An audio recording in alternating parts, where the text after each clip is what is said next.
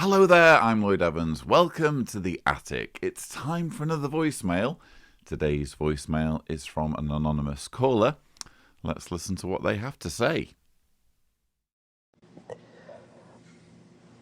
Hi, Lloyd. I would rather remain anonymous on this recording, but have a question on your advice for handling a situation. Um,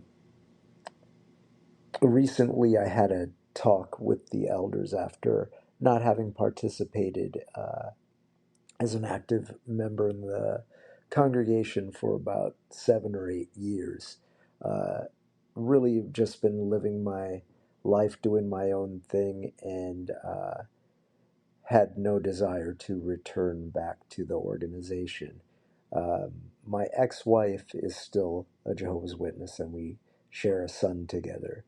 And in her, what I assume is vindictiveness, she's uh, been pressing the elders to go after me, claiming that she just wants to be scripturally free to remarry.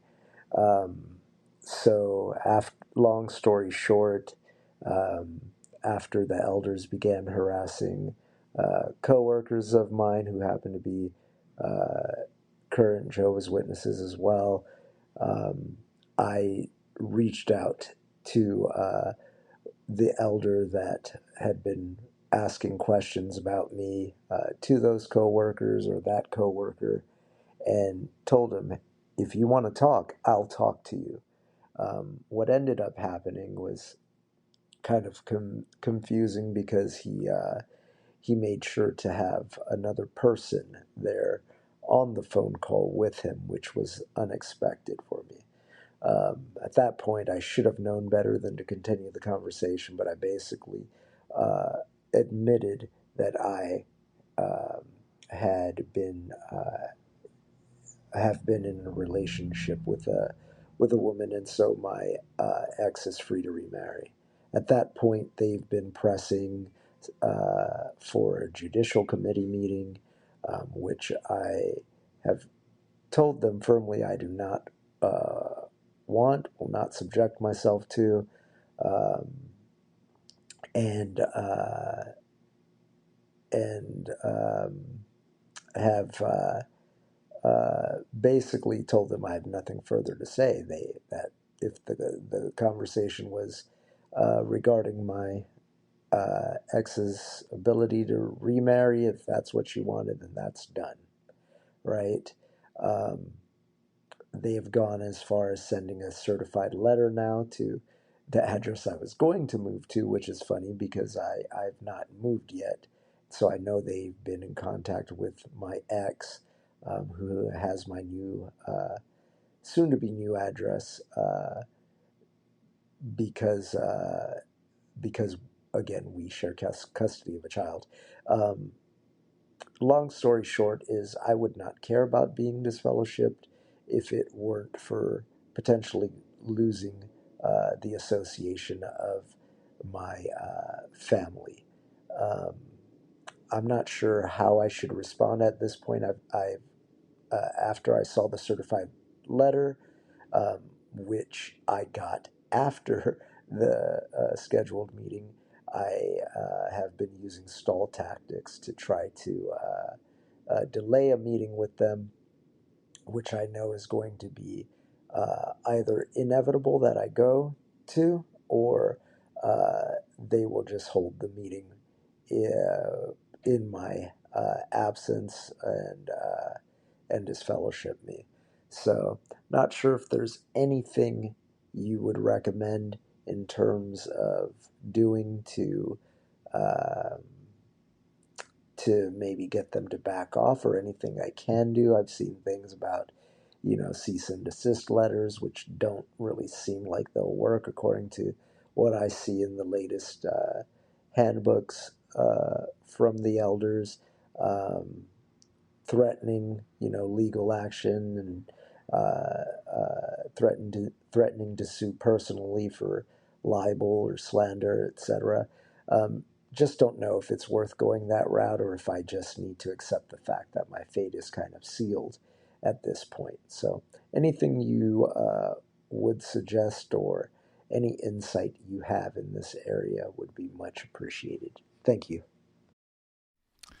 Well, thank you so much for sharing your extremely challenging situation with me and, by extension, the viewers. I'm playing this not so much because I have any advice, because frankly, I don't. I'm playing this more to highlight how messed up this organization is in these situations. So you're in a situation where you've moved on, but unfortunately your ex hasn't, because she's still a Jehovah's Witness. And in order for her to move on into another relationship, she needs to be, well, she can't be having any relationship without first getting married, at least not a sexual relationship. And in order to do that, she needs to have scriptural grounds for a divorce. So she needs some kind of confession from you, or some kind of evidence to the effect that you have had what they would consider adulterous relationship, an adulterous relationship with someone outside of the marriage. And until she gets that from you, she is in this kind of purgatory where she can't even entertain the idea of being in any kind of romantic relationship, even with like a fellow believer. She is basically trapped. So to that extent, I know you spoke about her vindictiveness, and it could be, I mean, I don't know your ex. It could be that she is a vindictive sort of person. It could be that she has unpleasant characteristics. Certainly, you know, we all have our flaws. We all have our issues that we contend with in terms of our personalities. But I think in this specific instance, I would struggle to see vindictiveness on her part, given her situation, at least as dictated to her by her religion. I mean, let's remember, she's still indoctrinated. She still considers this the truth. This is her reality. These are the parameters within which she is operating. And in her mind, all she needs in order to move on in her life romantically is some kind of admission from you to the effect that you've also moved on, you know? And I'm not sure that could be classed as vindictive. And I think a lot of credit goes to you for pursuing this in a very understanding way, to the effect that when you met with the elders, you were like, well, if this is what my ex wants, then, you know, and if this is going to help her, then here's the information you need. I think that speaks a lot to you, that you were willing to go through that very incriminating process that's wound you up in a lot of trouble, ultimately in the interests of your ex. It shouldn't need to be the case. It's completely messed up that you need to talk about your private life with these men in suits so that they can unlock the opportunity to explore romantic relationships for your wife, or your ex, sorry. That's wrong. It's just silly. It's wrong and it's silly. But that's unfortunately the way this religion works. They insist on being involved in these matters. They insist on being judgmental and invasive and intrusive when it comes to other people's business. That's how they operate. They insist on having this level of control. As regards what you can do now that the cat's out of the bag, now that the jig is up,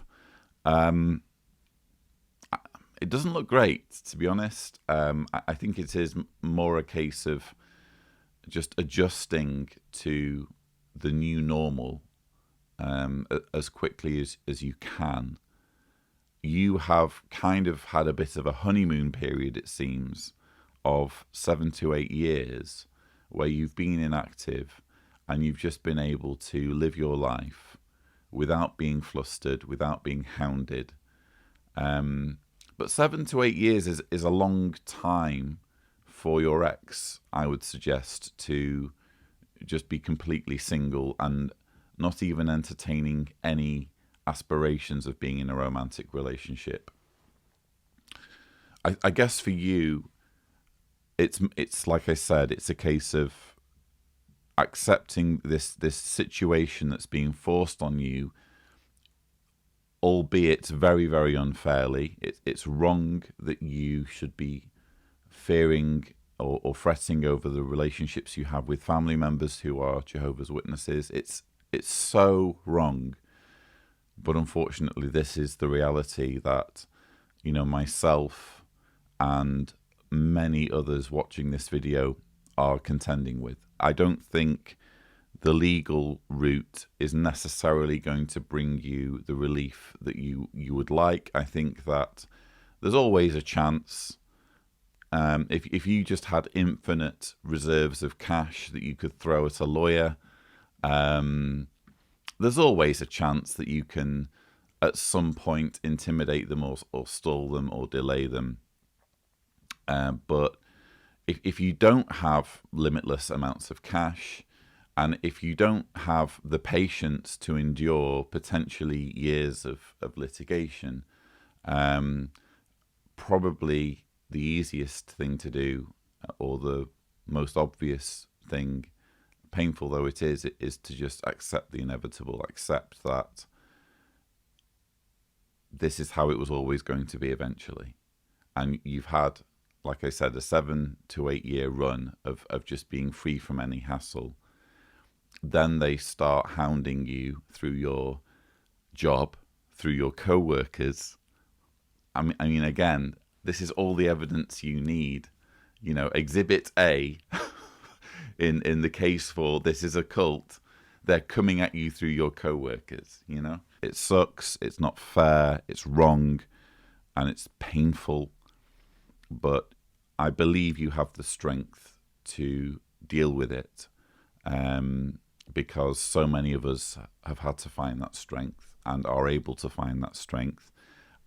If nothing else, you have the security of knowing that you're not alone, and there are many who are also in this situation where they have to deal with the reality of shunning just for living a normal life, and everything that you've spelled out in this voicemail is just entirely normal.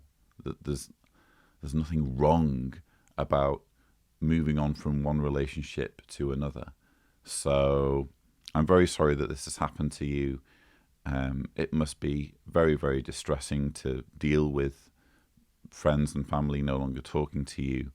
But unfortunately, this is a cult, and this is the way they do things. And if nothing else, at least by talking about your experience, you've helped my viewers to further have further evidence that this is a very controlling, manipulative, toxic organization that people are well advised to steer clear from. Definitely appreciate you sharing that, and thank you so much for leaving this voicemail. If you would like to leave a voicemail, the thing to do is go to speakpipe.com/Cedars, remembering to indicate clearly if you don't want me to broadcast your message on this channel. But that's about all I have time for. Thank you so much for watching.